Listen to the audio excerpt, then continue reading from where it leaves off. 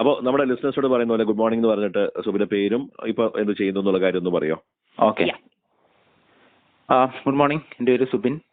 ഞാൻ ഈ അടുത്ത് കേരളത്തിലെ വാട്ടർ റോൾസിലെ പേരുകളെല്ലാം ഒന്ന് അനലൈസ് ചെയ്തിട്ട് ഹിസ്റ്റോറിക്കലി കേരളത്തിലെ പോപ്പുലർ കുട്ടികൾക്ക് ഇടുന്ന പേരിന് ട്രെൻഡിന്റെ ഒരു അനാലിസിസ് ഉണ്ടാക്കിയിരുന്നു. അപ്പോൾ അതിൽ ആണുങ്ങളുടെയും പെണ്ണുങ്ങളും ചെയ്തിരുന്നു. അതിൽ പോപ്പുലർ ആയിട്ടുള്ള പേരുകൾ ഓരോ ജനറേഷനിലെയും കിട്ടിയിട്ടുണ്ടായിരുന്നു.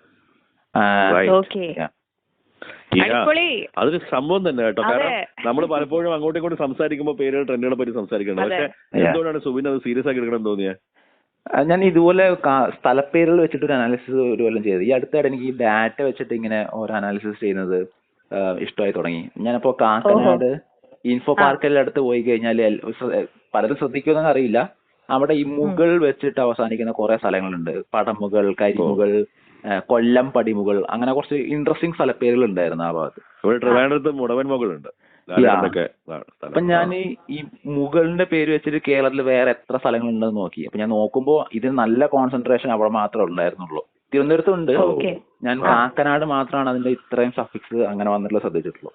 അങ്ങനെയാണ് ഡാറ്റ അനാലിസിസ് സ്റ്റാർട്ട് ചെയ്യുന്നത്. പിന്നെ അതിനുശേഷം സ്ഥലപ്പേരായി, പിന്നെ മനുഷ്യന്റെ പേരുകൾ പിന്നെ അടുത്ത്. പിന്നെ എന്റെ ക്ലാസ്സിലൊക്കെ പഠിക്കുമ്പോ കുറെ വിഷ്ണുമാരും കുറെ ഐശ്വര്യമാരും ആയിരുന്നു ഞാൻ സ്കൂളിൽ പഠിക്കുന്നത്. അപ്പോ ആ പാറ്റേൺ നോക്കിയായിരുന്നു പിന്നെ.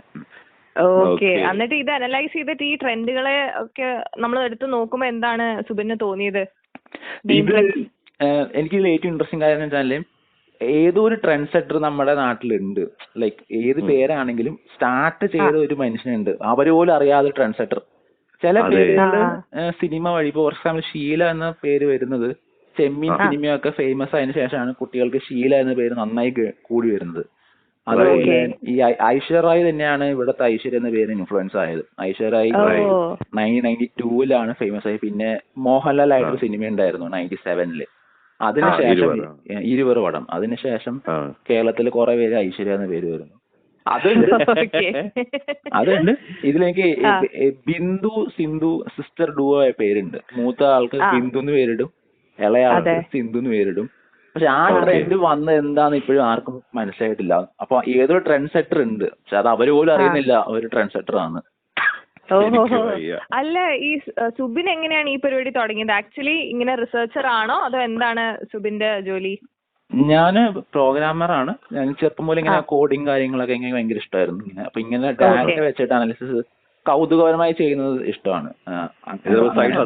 സൈഡ് ഹസിലാണ്. യെസ്. അടിപൊളി. ഓക്കെ.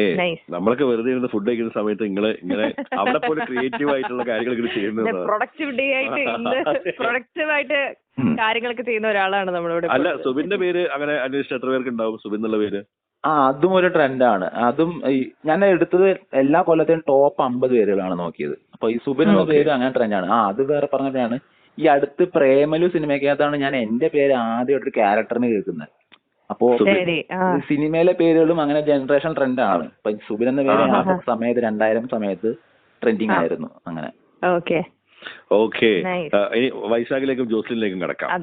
ജോസ്ലിൻ എന്നുള്ള പേരുള്ള ഞാൻ ആദ്യമായിട്ടാണ് ജോസ്ലിനെ പരിചയപ്പെട്ടോ. ഞാൻ ജോസ്ലിൻ എന്നുള്ള ഒരാളെ കണ്ട. ഈ പേര് കോമൺ ആണോ? ഞാൻ ചാറ്റിൽ നോക്കിയപ്പോ ഞാൻ കണ്ടില്ല. ഇനി വ്യക്തമായിട്ട് നോക്കേണ്ടി വരും. എനിക്ക് ജോസ്ലിന് അത്രയ്ക്ക് കോമൺ അല്ലെന്ന് തോന്നുന്നു. അതെ, കുറച്ച് റയറാണ്. പക്ഷെ തൃശ്ശൂരിലൊക്കെ ചെന്നാൽ എല്ലായിടത്തും ഒരു ജോസ് എങ്കിലും കാണും അവിടെ. ജോസ് ഉണ്ടോ? അതെ, ജോസ്ലിൻ ഉണ്ടാവില്ല. എനിക്കത് ഈ 90s കിഡ്സിൽ ഏറ്റവും കോമൺ ആയിട്ട് വരുന്ന ഒരു പേര് എന്റെ പേരാണ്, വൈശാഖ്. വൈശാഖ്, നിതിൻ എല്ലാം. ഓക്കെ. ആൻഡ് ഇതിപ്പോ എന്താ ഇനി ചെയ്യാൻ ഉദ്ദേശിക്കുന്നത്? ഇത് വെച്ചിട്ട് നമുക്ക് എന്താ ചെയ്യാൻ പറ്റുക? ഇതിപ്പോ ഒരു ട്രെൻഡായിട്ട് കൂട്ടാമുള്ള, പക്ഷെ കേരളത്തിലെ പൊതുവെ എല്ലാവരും ഇതേ ട്രെൻഡ് ഫോളോ ചെയ്യുന്നതായിട്ട് കാണുന്നുണ്ട്. ഈ വാട്ടർ റോൾസ് സാധനം ഇങ്ങനെ അനലൈസ് ചെയ്ത് കഴിഞ്ഞാൽ വേറെ സംഭവങ്ങൾ ഒപ്പിക്കാം. Like for example house names വെച്ചിട്ട് പോയി നോക്കാം വേണമെങ്കിൽ. കേരളത്തിലെ ഹൗസ് നെയിംസ് എങ്ങനെയൊക്കെയാണ് ഡിസ്ട്രിബ്യൂഷൻ ആവും. ഈ റിസർച്ച് ചെയ്യാനായിട്ട് സുബിൻ എത്ര നാളെടുത്തു? ഇതിൽ ഏറ്റവും പാട് ഈ ഇലക്ടറൽ റോൾസ് കിട്ടുക എന്നുള്ളതാണ്. ഞാൻ എടുത്തത് 14 ജില്ലയിലെ പ്രധാന കോർപ്പറേഷൻ മുനിസിപ്പാലിറ്റിയുടെയാണ് എടുത്തിരിക്കുന്നത്.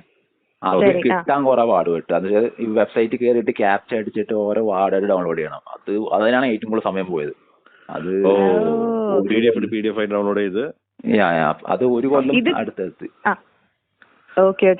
ഇത് കണ്ടിട്ട് ആരെങ്കിലും സുബിനെ കോണ്ടാക്ട് ചെയ്തോ? അതായത് ഇപ്പം ഒഫീഷ്യൽസ് ഒന്നും ചെയ്യാത്തൊരു വർക്കാണ് സുബിൻ അവർക്ക് ഫ്രീ ആയിട്ട് ചെയ്തു കൊടുത്തത്. ഇത് അങ്ങനെ ഇവിടെ അല്ല, ഈ ഡാറ്റ ഉള്ള ഒരു വോട്ടർ റോൾസ് കുറച്ച് ആൾക്കാരുണ്ട്. പക്ഷെ ഇത് പബ്ലിക് ആക്കുന്ന അങ്ങനെ റിസർച്ച് നടത്തിയ ആരും ഇല്ലെന്ന് തോന്നുന്നില്ല. അങ്ങനെ ആരും കോണ്ടാക്ട് ചെയ്തിട്ടില്ല. പക്ഷെ ഇത് US ഈ സോഷ്യൽ സെക്യൂരിറ്റി അവരുടെ ഡിപ്പാർട്ട്മെന്റ് തന്നെ ഇത് പബ്ലിഷ് ചെയ്യും, അവരുടെ പോപ്പുലർ പേജിനെ. ഞാൻ US നോക്കി കഴിഞ്ഞാൽ 1880 മുതൽ തന്നെ അവർ പബ്ലിഷ് ചെയ്യുന്നുണ്ട് ഇങ്ങനെ ഡാറ്റ. ഇവിടെ അങ്ങനെ ആരും ചെയ്യുന്നില്ല. ഓക്കെ. ഇതിലിപ്പം ഇലക്ട്രൽ റോളില് പേരിലുള്ള കാര്യം മാത്രമേ ഉള്ളൂ. ഇപ്പൊ റീസെന്റ് ആയിട്ട് 10-15 വർഷത്തിനിടക്കുള്ള ട്രെൻഡുകൾ അല്ലാണ്ട് ഏതെങ്കിലും അന്വേഷിക്കാനോ അറിയാനോ ശ്രമിച്ചിട്ടുണ്ടോ? അങ്ങനെ പബ്ലിക് ഡാറ്റ ഇല്ല. വോട്ടർ റോൾസ് മാത്രമാണ് ഇങ്ങനെ നെയിംസ് ഉള്ളത്. അല്ലെങ്കിൽ പിന്നെ സ്കൂളിന്റെ ഒരു ഡാറ്റാബേസ് ഉണ്ട്, അല്ലെങ്കിൽ ഗവൺമെന്റ് ആയിട്ട് അങ്ങനെ അവര് സ്വന്തമായിട്ട് റിലീസ് ചെയ്യണം ട്രെൻഡ് എങ്ങനെയാ വരുന്നതെന്നുള്ളത്.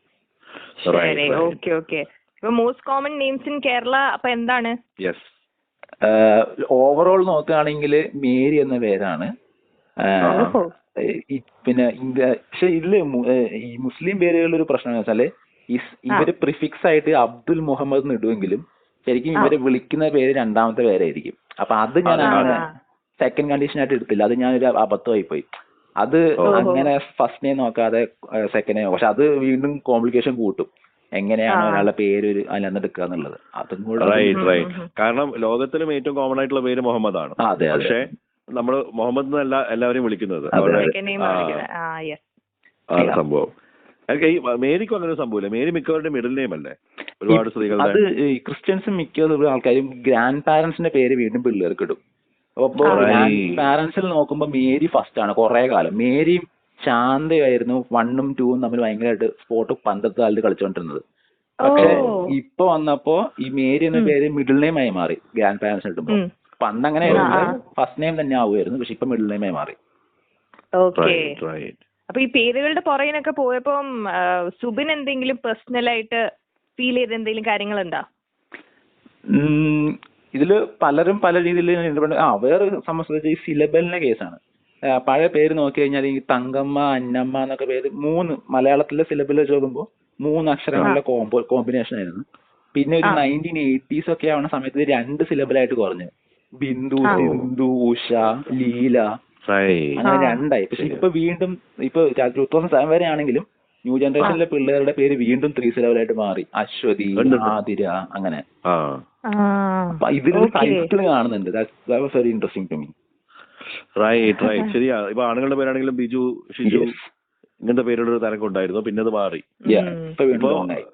പക്ഷെ ഇപ്പൊ നമ്മൾ ഓൾഡ് ട്രെൻഡിലേക്ക് തിരിച്ചു പോവല്ലേ?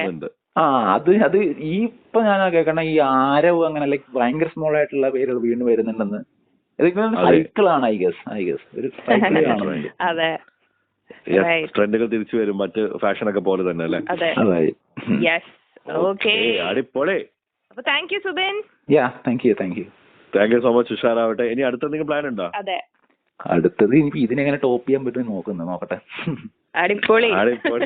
അല്ല, നമ്മള് പേരുകളുടെ കാര്യമൊക്കെ സംസാരിച്ചു. ഇപ്പൊ സുബിൻ എപ്പോഴെങ്കിലും സുബിന്റെ സ്വന്തം പേര് മാറ്റണമെന്ന് വല്ലതും ഫീൽ ചെയ്തിട്ടുണ്ടായിരുന്നോ?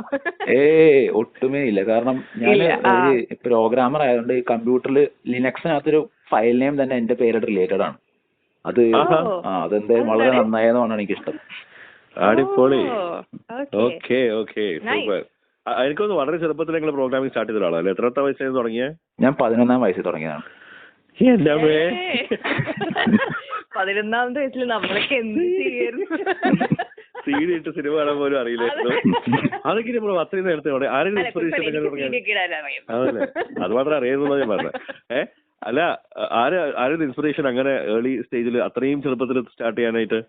അത് അന്ന് ഈ ഓർക്കുട്ടും ഫേസ്ബുക്കൊക്കെ ഇന്റർനെറ്റ് എനിക്ക് ആദ്യം കിട്ടുമ്പോൾ ഞാൻ ഓർക്കുട്ടും ഫേസ്ബുക്കും വെച്ച് സ്റ്റാർട്ട് ചെയ്തത്. അപ്പൊ ഈ വെബ്സൈറ്റുകൾ കാണുമ്പോൾ ഫാസിനേറ്റ് ആയതാണ്. ഞാൻ എന്റെ കസിൻസ് ആയിട്ട് സംസാരിക്കുക, ലൈക്ക് ഇൻസ്റ്റന്റ്ലി ചാറ്റ് ചെയ്യാൻ പറ്റുക, അതൊക്കെ കാണുമ്പോൾ എനിക്ക് ഭയങ്കര അതിലൊരു കൗതുകമായിരുന്നു. ഇത് എങ്ങനെ ഈ സാധനം വർക്ക് ചെയ്യുന്നതെന്നുള്ളത്.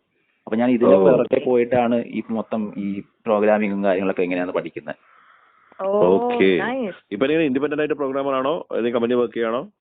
ഇപ്പൊ സോഫ്റ്റ്വെയർ എഞ്ചിനീയർ ആയിട്ട് വർക്ക് ചെയ്യാണ്. പാഷൻ തന്നെ പ്രൊഫഷനുമായി. അടിപൊളി. അതിൽ എന്ത് സന്തോഷം അല്ലേ? അതെ. അതിന്റെ കൂടെ ഇങ്ങനത്തെ ഒരു റിസർച്ചും. അതെ, ഇത് ആളൊരു സകലകല വല്ലഭനാണ് അങ്ങനെ പറയുകയാണെങ്കിൽ. അങ്ങനെ വിശ്രമവേളകൾ എങ്ങനെ ആനന്ദകരമാക്കാമെന്നാണ്. അപ്പൊ thank you so much. Thank you. ശരി.